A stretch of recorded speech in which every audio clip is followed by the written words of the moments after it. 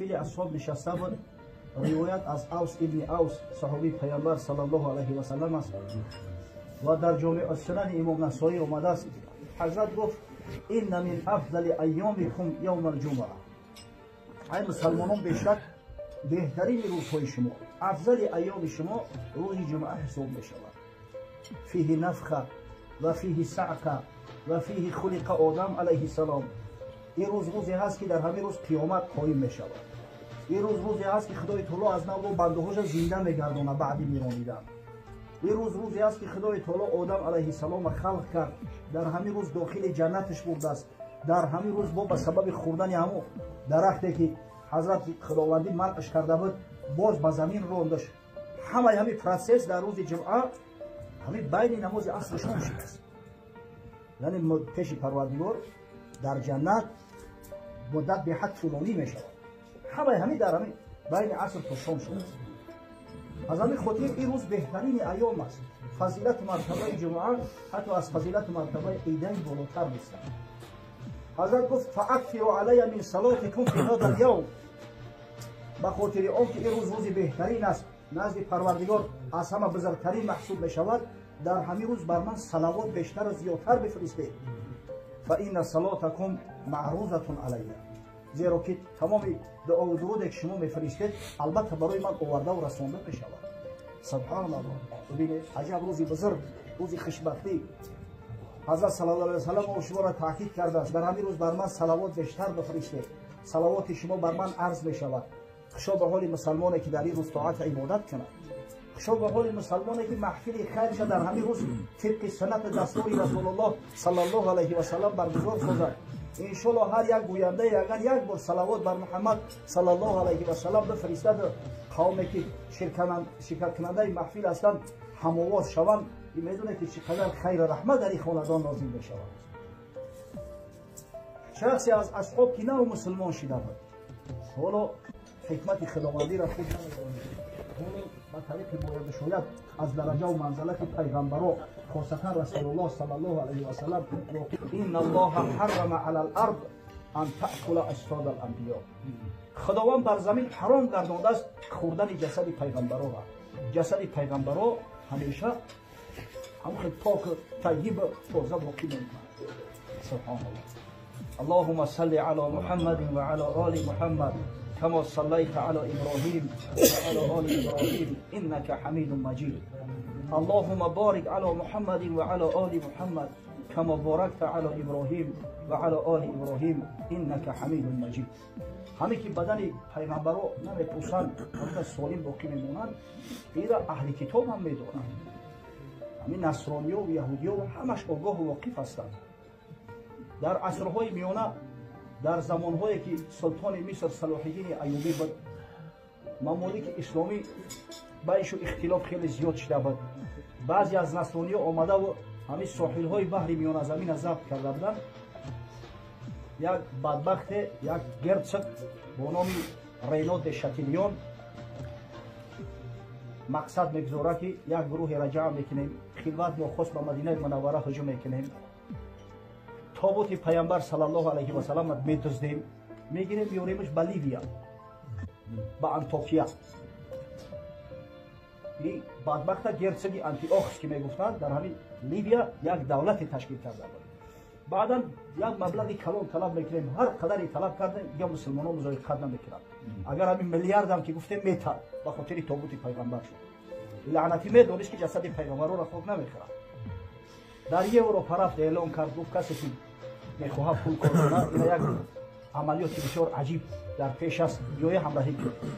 5000 از همین بدبختترین مردم دل آزار و راه زن و غارت گردنگی را جمع کرد که یک سربی گلوه میگن که ارسا همین بدبختی را گرفت آورد.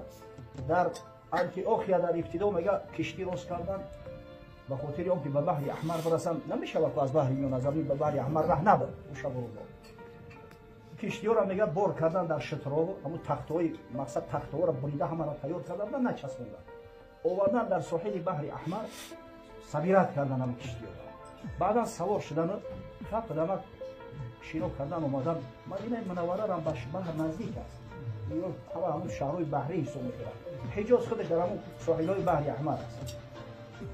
دیگر وقتی اومدن نزدیک شدن به ساحل فرو آمدند و هجوم کردن، اومده استیانه طرف مدینه منوره.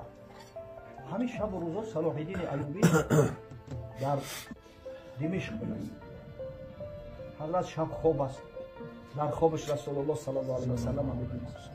نزد شتابان میره برای زیارت. الصلاه و سلام علیک یا رسول الله گفت که میگه حضرت باید اشتباه بود یا صلاح الدین را دریاب. شتاب کن. ای خوش پری خیست در آب و عرق گم شده است، اشکای دیدش میریزد. یک برادر داشت به نام عادل ایوب و پهلوان بود. در حال بود کاوالری را بگیم یک دقیقه اونجا سکوت نکنید. حرکت به طرف مدینه که حضرت را خود. حضرت گفته است من رآنی فی المنام فقط رآنی. هر کسی که مرا در خواب دیده است حقیقتا دیدگی است. فإن الشیطان لا یتمثل بی. زیرا شیطان هرگز شکل صورت رسول الله صلی الله علیه و سلم گرفته نمیتونه. چی گپ پیچیده است بچه‌ها؟ حرکت کن. هر سواره همراهش ده اسب زیادتی بگیره. در یک اونجا دم نگیره، استراحت نکنه. این اسب که مونده شده دیگریش سوار شه. اوش مونده شده دیگریش همین خیلی خیلی زودتر برسون. این مرد خدا را در 2 روز تصور کنید در همون شب و روزا چه رسون در مدینه منوره. اومد که علاقه در شهر مردم در غلاغوله هم دیدن که دشمن اومده است. حضرت در راه تشکیل کرد، قشون دعوت کرد مسلمانان را. بعد مقابل شنبر اومد در راه 40 کیلومتر دیگه به مدینه منوره را مونده است. میگه در راه وقتی که شروع شد جنگ گفت یگان تاش از زنده نگیری، همه ایو را از دم شمشیر گذراندن. اینا همه بدبخت مجرم هستند. همه را از دم شمشیر گذراندن مگر 7 نفر. یکیش همین بدبخت خیلی همین گرسنگی اینا دشتیدن. اینا جانشون کشیدن و گریختن. دیگه همه را از دم شمشیر گذراندن. قشوری 50 را. وقتی خبر به صلاح الدین ایوبی رسید روزی جمعه به دست میاد. روزی جمعه به دست. والله بی بعد اومد حضرت. خودشون پیش نماز جمعه میخوندن. خطبه میگفتن، موعظه میکردن مردم. گفت پروردگار را گواه باش تا قصاص رسول الله صلی الله علیه و سلم نگیرم، با زنهای حلالی خودم همخوابگی نمیکنم، غسل جنابت نمیکنم. بالای منبر عهد کرد با پروردگار. حضرت مدت 3 سال مبارزه بود همراهشون. آخرالامر در حتین نام موضع در این تریتوریا اسرائیل امروزه قشون‌های یکچینی صلیبدارا را شکست داد. از جمله بدبخت رینو دشتیلیان هم اسیر بود. 300 نفر اسیر گرفته بود حضرت. معروفترین و مشهورترین قهرمانای اروپا در پلین غلطیدند. آخران پادشاه یروشلیم، کرال یروشلیم است گیده لوزینیان ببینید. великий магистри ордени тамплиеро, великий магистри ордени госпитальеро, оё шахсое ҳастанд ки дар Аврупо кӯдакон мисли афсона бори иёро медонанд. инами чихеле ки мо рустами достон мегем дар ҳамун даҳани аврупоё мисли ҳамо қаҳрамоно ҳисоб мекунанд. 300 нафар асир ғалтӣ. ҳазрат фақат ҳамин шатилёни бадбахта кушт, дигароша раҳо кард. гуфт шумо душмани ман ҳастед, ин душмани пайғамбари ман буд. ман қисоси пайғамбар саллаллоҳу алайҳи васалам аз ин барбаст. در اسلام اینه که جوان مردم ارزی وجود کردن، فعالیت کردن، ریشش وقتی میگردونی و نگاه میکنی همش از پدر و مادری صالحه خاصتا مادری پاک دامن، مادری مستوره و مادری صالحه میتونه اینا که قهرمان رو قدیم میگیره. همین صلاح الدین ایوبی تاریخ تولد شوال یک نگاه کنه کتابا را فقط چقدر گفتن در گفت این تاریخ روحی نیست. میگه پدرش نجمیدین ایوب امیری تکریت به دست، جوان 20 ساله امیری تکریت. یک روز برادرش میگه اسدالله شیرکوه میگه که آقا زن نمیگیری؟ آخه 20 دادر اومده زن بگیرم مرا زن بگیریم آخه میسیم نگاه کردم. گفت دادر جان از خدا طلب کرده است یک زن صالحه و خوب، خداوند که نصیبم گردون البته میگیره. الدنیا متاع و خیر متاعها المرأة صالحه. دنیا به حیث متاع است، استفاده شونده است. بهترین متاع این دنیا زن صالحه است. من اعطاه الله امرأة صالحه فقد اعطاه خیر الدنیا و الاخره. کسی را خدای تعالی زن صالحه نصیب روزی گردانده است، خیر دنیا و آخرت از برای او بنده نصیب روزی گردانده است. البته که میگیرم از خدا طلب دارم که خداوند یک زن صالحه را نصیب بسازد. میگه اسدالدین شیرکوه گفت که بچه‌م گفت حضرت گفت ای بس اینا پتر بود. تی اون بچه کم بغلی و تو امیر یک شهری آدم معروفی تو برو یا سویستوک بکش 100 دختر پیشنهادت میکنه. تو اگر گفت دختری همین جلال الدین ملکشاه سلجوقی را اگر خواستگاری کنی نه نمیگه. او من شنیدم که وزیر سلطان 3 دختری بر کمال داشته است به بلاغت رسیدگی چی میشود کسب بریم خواستگاری یاد شته بگی دیگریش هم بگیرم اکاو دادرم با بوجه میشیم بوجه را نقض میبینم. دادر جان ولی خدا طمع دارم طلب دارم خاکی نشید بعد همین مشکلم که بدتر رسید بعد که جای میره خواستگاری برم. گفت چند قد مهلت میخوای یک جا؟ گفتم 1 سال 1 سال دیگه صبر کن. یعنی حضرت بعد نمازهای فرضی و بعد نماز دعا میکرد است. یک روز در بین شهر امام خطیب مسجد جامع تکریکا و میخوره احوال پرسیش کرده است که حضرت چه حال داری مسجد چه کم بودی داره این بزرگای خدا همه خادم مسجد بودن. همین وقت میگه دو عورت از پیش میگذره سطر پوشیدگی محکم. امام خطیب میگه حضرت امیر من هم یورا دهن گرد دارم اگر اجازه بدی از سوالات دارم بپرسم شده خدا میدونه یورا دیگه آیا ملاقات میکنم یا نمیکنم. میگه رخصتش داد گفت من منتظر نیستم برای از سوار ایستادگی. میگه امی خطیب از خفا اومده صدا کرد که خواهر خواستگار روی کردم چی با قبول نکرده. یک آواز زنانه اومد که حضرت گفت همین دخترچه قبول نکرده. اون برای چی قبولش نکرده است؟ یک بچه خوب صالح او در کف بگیری از شما بلنده شاید در حسن جمال هم دختری تو زیباتر باشه او جمال شما را نمیشنو البته که بچه خوب 5 وقت نماز در مسجد بخونه من توصیه‌اش کردم که قناتت شود که حضرت گفت سخت نگی اما دختر در بر من خچه بپرس و گفت بچه چی نگرفتیش گفت حضرت تعبیدینم نیست گفت خدا جون تماس که نکتی او دیگه تجیبت چی میخواه دنیا دوره حسن جمال دوره اوی بچه خونه یا زن نگرفته است یورم شما را نمیشنو میدونم که تی یتیم بچه‌ای گفتم من قناتت شوا کمک تو کنم دیدی تو چی میخوای تو چی میخوای چی شو میخوای گفت حضرت من میخوام یا شوهر کنم که دست و دست خطیش رفیق جنت دخترک 13-14 ساله میخوام یا شوهر کنم که پروردگار از پشت او شوهر یک فرزند این بتکی بیت المقدس دوباره آزاد کنه و در اختیار مسلمانان بسپاره. الله اکبر. این مرد که خوب دبوله از سوار گوش کرده است و حضرت من بگیرم این دختر من بگیرم بگو یا امیر هم کفی شما نیست یا یتیم دختره که کم بغل هر کس هم کفی چه باید بگیرم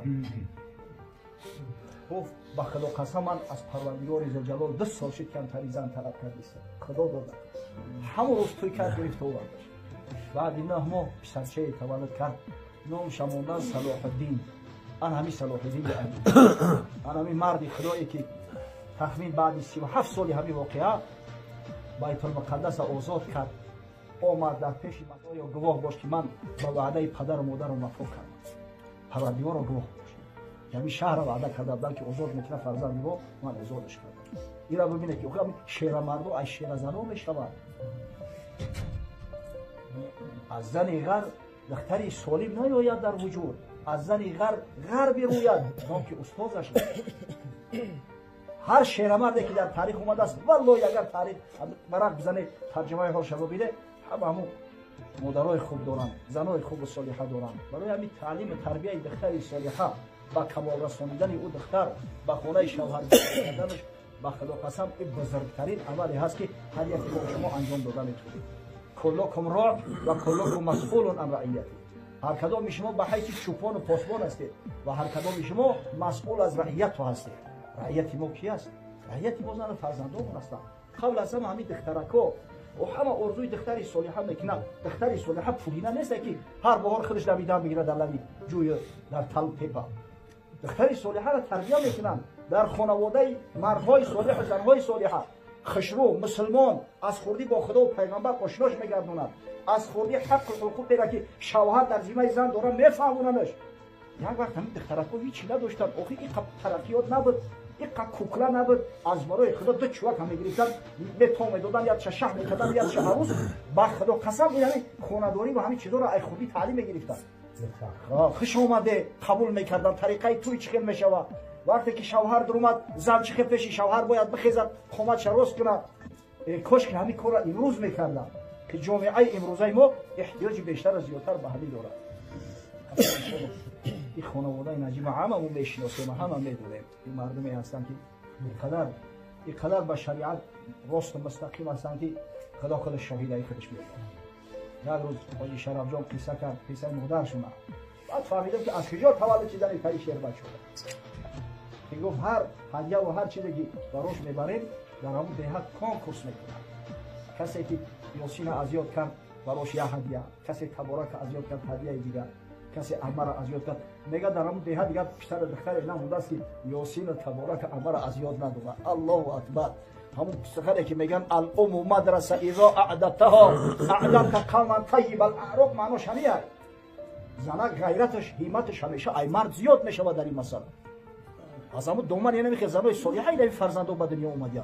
ان شاء الله یقین دارم که دختری که در این خاندان به دنیا اومده است، البته که تعلیم و تربیتش گرفته است، ان شاء الله خونه یک مسلمان رو آبادان میگردونه و بعدا همین دختری خوب که باشه، شوهرم و پدرم مادر شوهرم کسی باشه میگم بر پدرت رحمت، پدر تعلیم کرد و پدردار بوده است. خداوند خواهرمون وقتی مول بتو پروردگار بین خودش و بین شوهرش الفت و مودت و محبتی و غیره برقرار سازد. خداوند از دامانش و فرزندای خوب و صالح و عالم و قاری و رحیم به دنیا بیارد. پروردگار محفل خیر امروزمون که طبق سنت دستور رسول الله صلی الله علیه و سلم برگزار گشت مبارک گرداند. به خاطر احیای سنت حبیبش محمد صلی الله علیه و سلم خداوند متعال هرگز فیض خیر رحمت شاه از منزل از این محفل منقطع نگردد. ربنا آتنا فی الدنیا حسنه و فی الاخره حسنه و قنا عذاب النار.